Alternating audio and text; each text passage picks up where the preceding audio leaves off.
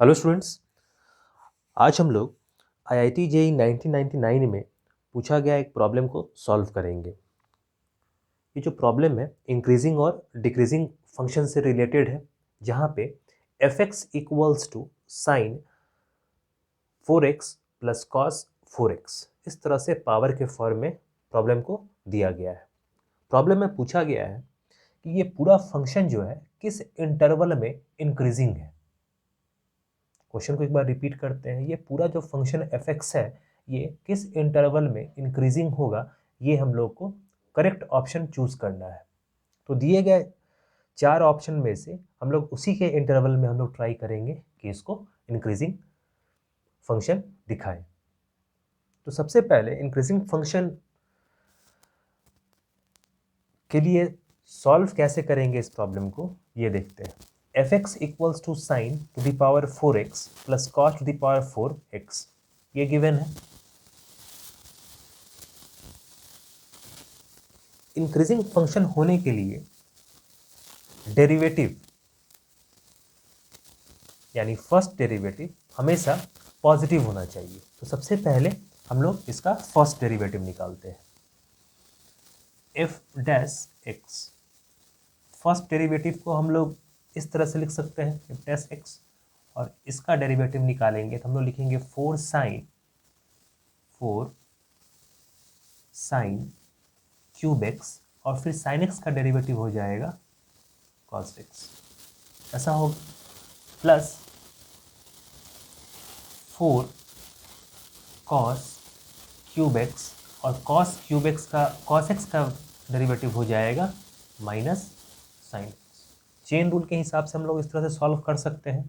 इसको further simplify करते हुए लिख सकते हैं 4 sine cube x into cos x, ये माइनस साइन फ्रंट में लिख सकते हैं, ये हो जाएगा 4 sine x cos cube x. ठीक है, अब इसको फर्दर लिख सकते हैं हम लोग कुछ कॉमन निकालने के बाद।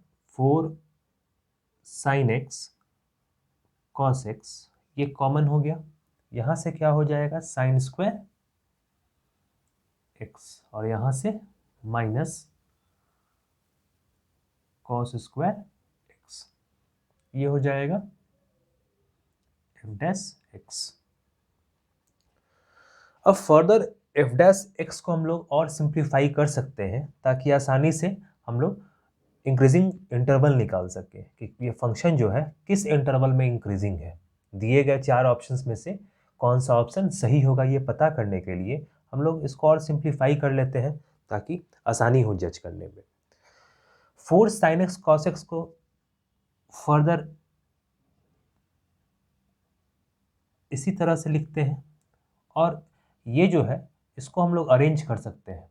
अगर नेगेटिव साइन आगे निकाल लें हम लोग फ्रंट में, नेगेटिव साइन फ्रंट में निकालें तो ये हो जाएगा cos square x minus sine square x. ऐसा हम लोग इसलिए कर रहे हैं ताकि ये फॉर्मूला में रिप्रेजेंट हो सके, क्योंकि इसका फॉर्मूला हम लोग जानते हैं cos 2x होता है।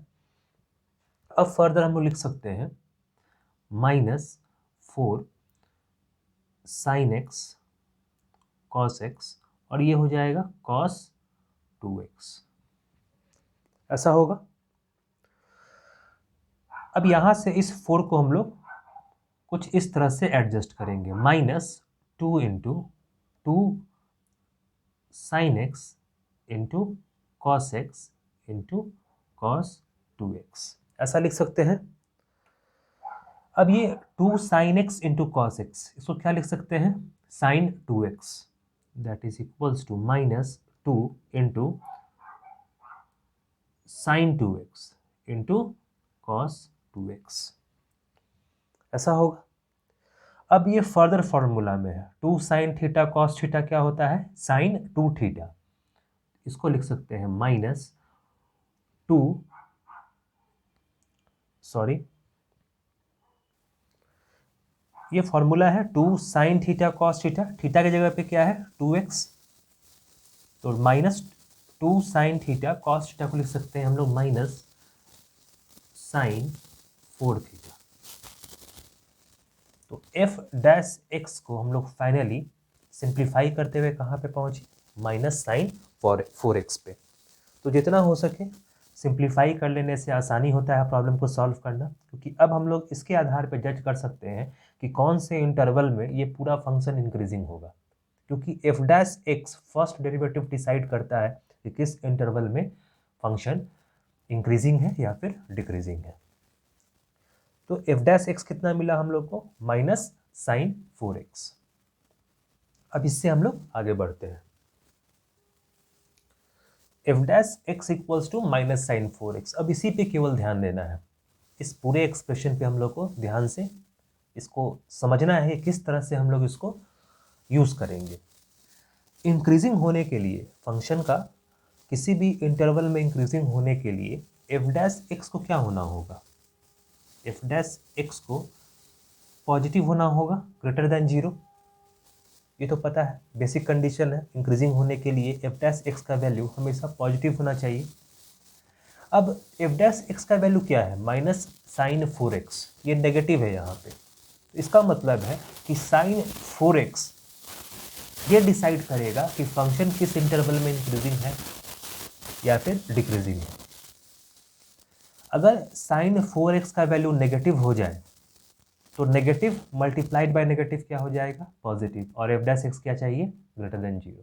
इसका मतलब है इंक्रीजिंग होने के लिए हम लोग लिख सकते हैं साइन 4x का वैल्यू लेस होना चाहिए 0 से, यानी नेगेटिव होना चाहिए।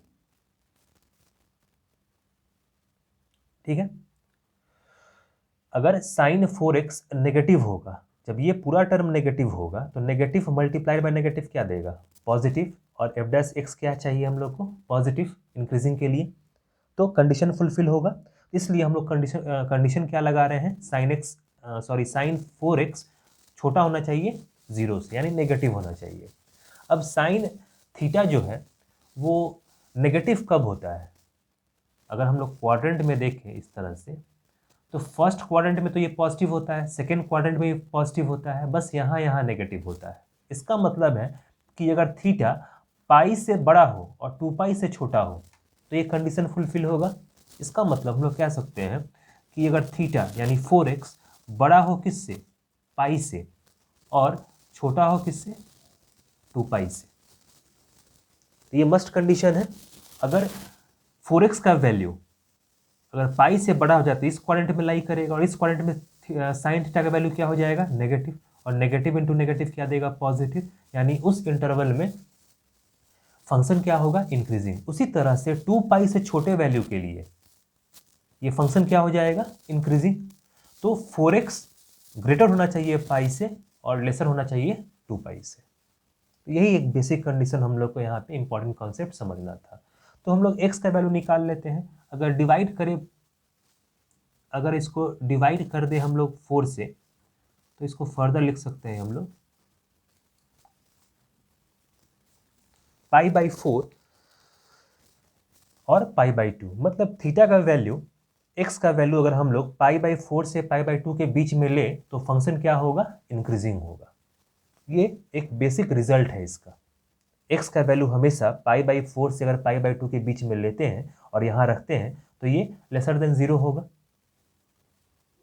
ठीक है, अब हम लोग इसके हिसाब से ऑप्शंस में देखते हैं कौन सा ऑप्शन करेक्ट है। तो ऑप्शन नंबर बी जो है, ऑप्शन नंबर बी जो दिया गया है वो है pi by 4 greater than lesser than x lesser than 3 pi by 8। तो ये एक करेक्ट ऑप्शन है, क्योंकि थीटा कहाँ से कहाँ तक लाई कर रहा है, यानी x जो है कहाँ से कहाँ तक लाई कर रहा है, x जो है वो 45 से 90 डिग्री के बीच में लाई कर रहा है। ठीक है, x जो है वो 45 से 90 के बीच में लाई कर रहा है। और ऑप्शन बी क्या दिया गया है, 45 से ये होता है 67.5 डिग्री। 3 पाई बाई 8 को कन्वर्ट करते हैं डिग्री में तो ये 67.5 डिग्री। तो ये ऑप्शन बिल्कुल सही है, क्योंकि हम लोग को x जो है वो 45 से 90 के बीच में लेना है, और ये दिया गया है ऑप्शन 45 से लेकर 67.5, 90 से कम ही है। 90 से ज़्यादा नहीं लेना है और 45 से कम नहीं लेना है। तो ऑप्शन नंबर बी जो है वो करेक्ट ऑप्शन होगा। ऑप्शन नंबर बी जो है वो करेक्ट ऑप्शन है। तो इस तरह से हम लोग डिसाइड करेंगे किस तरह से फंक्शन को इंक्रीजिंग लेना है, डिक्रीजिंग लेना है, किस इंटरवल में कैसे डिसाइड करेंगे। तो ये कुछ बेसिक कंसेप्ट्स है जो क्लियर होना चाहिए। जैसे यहाँ पे नेगेटिव साइन था तो हम लोग साइन 4x को नेगेटिव बनाए और चेक किए कि किस क्वाड्रेंट में साइन नेगेटिव होता है, तो थर्ड और फोर्थ में। इसका मतलब है कि ये जो एंगल है यहाँ पे ये रिड्यूस होके पाई से ज़्यादा आना चाहिए और 2 पाई से कम होना चाहिए।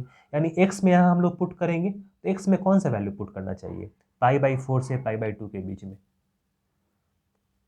ठीक है, पाई/4 रखेंगे यहाँ पे तो ये साइन पाई हो जाएगा। उसी तरह से पाई/2 रखेंगे तो कुछ वैल्यू होगा, तो उसके बीच में लेना है, इन दोनों को एक्सक्लूड करते हुए, ताकि ये थर्ड और फोर्थ क्वाड्रेंट में लाई करे। सिंपल सा बात है कि अगर पाई से ज़्यादा लेंगे तो ये थर्ड क्वाड्रेंट में लाई करेगा और 2 पाई से कम का वैल्यू लेंगे तो इस क्वाड्रेंट में लाई करेगा और थीटा क्या हो जाएगा, नेगेटिव। और जब नेगेटिव होगा साइन 4x का वैल्यू तो negative multiplied by negative positive होगा, जो कि इंक्रीजिंग के लिए कंडीशन है। तो इसका एग्जैक्ट आंसर तो ये होना चाहिए था कि x का वैल्यू पाई/4 से पाई/2 के बीच में लाई करना चाहिए। पर जेई के सवाल में क्या किया कि इसके इस इंटरवल के बीच का कुछ इंटरवल दे दिया गया।